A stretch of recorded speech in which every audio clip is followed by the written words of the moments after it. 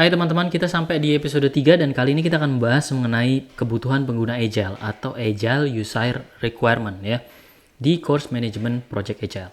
Yuk, mari kita mulai.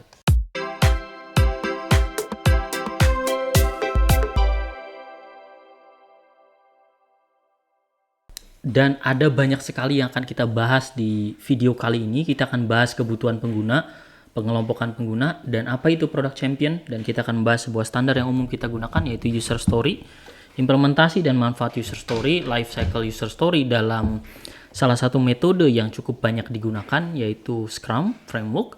Dan saya akan membahas beberapa best practices, menulis user story, format user story, dan contoh user story. Bayangkan Anda dalam kondisi lapar saat ini, dan kemudian Anda ingin makan. Lapar adalah sebuah masalah, sementara makan adalah sebuah kebutuhan. Analogi seperti itu adalah analogi yang sama dengan kebutuhan pengguna. Pada saat pengguna membutuhkan sesuatu, sebenarnya mereka memiliki sebuah urgensi sehingga kebutuhan tersebut harus dipenuhi.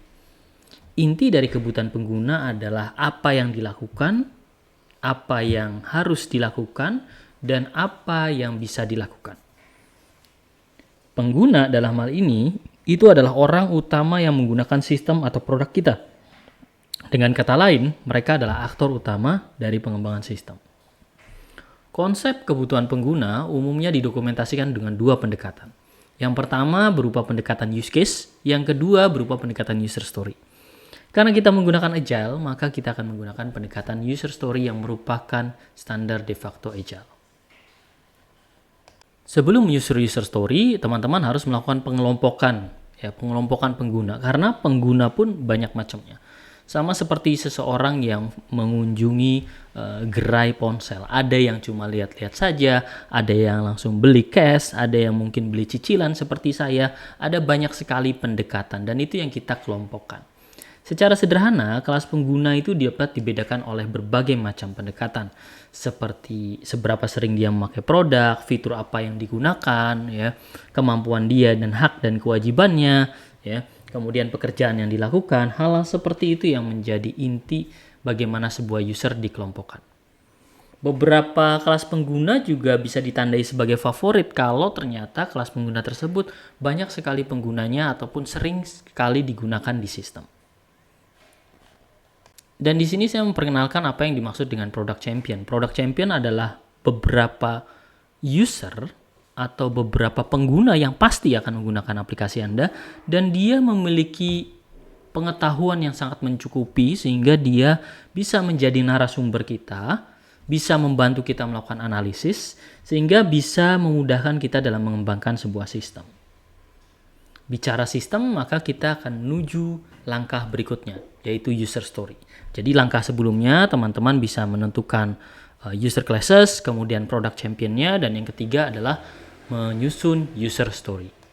Menyusun user story adalah menyusun bagaimana sebuah cerita mengenai pengguna itu didokumentasikan sekecil-kecil mungkin, ya, seunit-unit terkecil.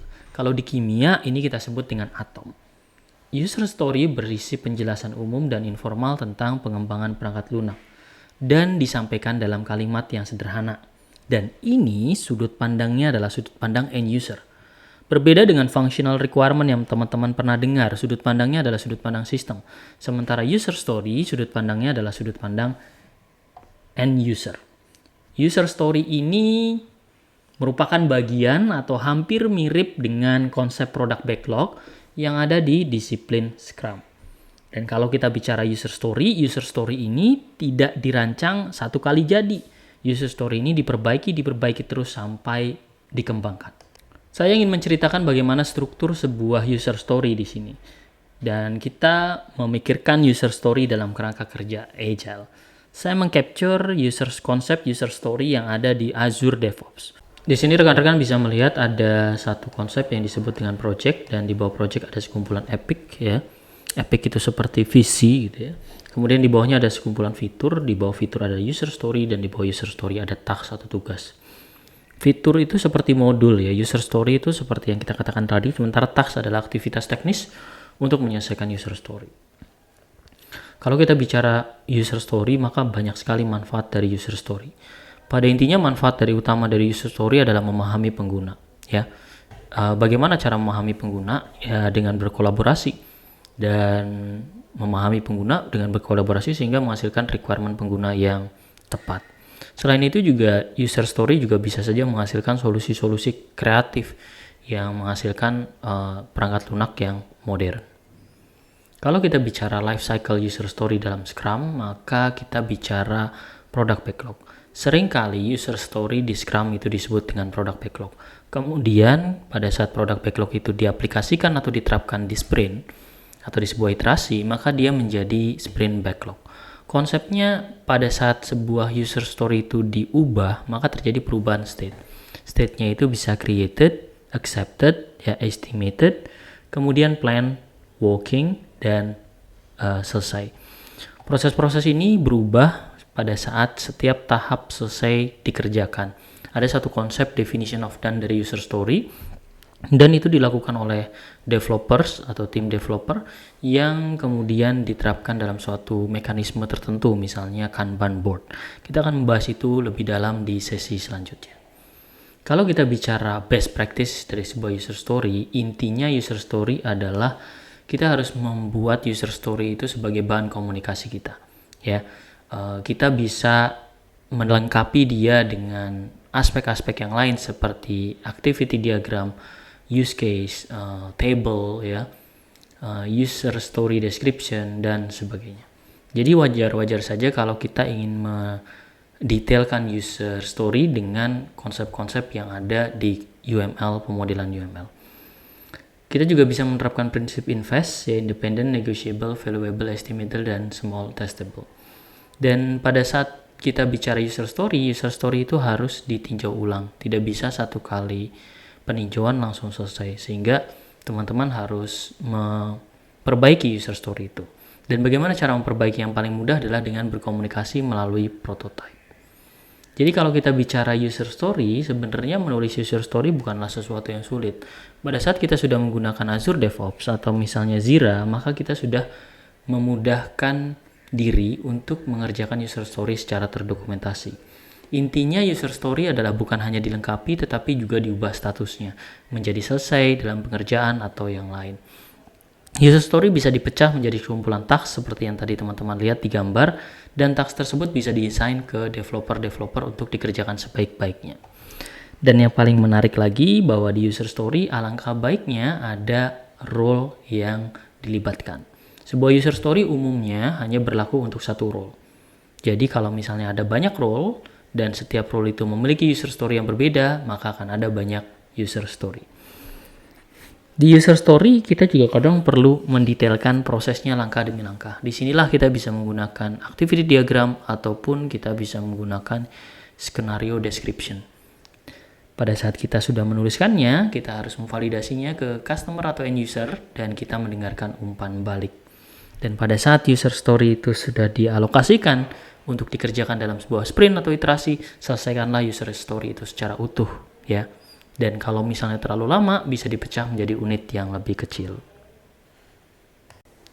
Sebenarnya tidak ada keharusan user story memiliki format tertentu, tetapi secara umum, secara de facto, ada format tertentu yang umum digunakan di user story. I want to, so that, ya. Sebagai persona, saya ingin apa dan mengapa saya melakukan itu, apa tujuannya. Ya, jadi di sini teman-teman harus mendefinisikan siapa, apa, mengapa, dan melakukan analisis bagaimana proses itu dilakukan. Ya, jadi prosesnya misalnya sebagai pengguna, saya ingin mendaftarkan diri sehingga saya dapat melakukan proses pembelian. Dan di situ teman-teman bisa melakukan analisis, ya, apa yang dilakukan pada saat seorang pengguna mendaftar dan bagaimana cara mendaftarkannya dan sebagainya. Itu bisa didetailkan dalam suatu konsep usage scenario. Jadi kalau kita bicara contoh user story, contohnya sebagai ini, ya. As a user, I want to upload my video so that I can share with the others, ya. Jadi ada banyak sekali upaya untuk menyederhanakan user story. Dan user story ini tentu saja masih sangat sederhana, ya. Pada kenyataannya kita harus mendetailkan lagi. Sebagai contoh, pada saat kita bicara registrasi, mungkin kita harus mengisi beberapa form apa saja yang diisikan dan sebagainya. Itu kita bisa masukkan ke definition of done. Ya, jadi banyak sekali contoh-contohnya. Semoga teman-teman sudah paham bagaimana menyusun user story dan juga user requirement di Agile. Sampai jumpa di video selanjutnya. Terima kasih.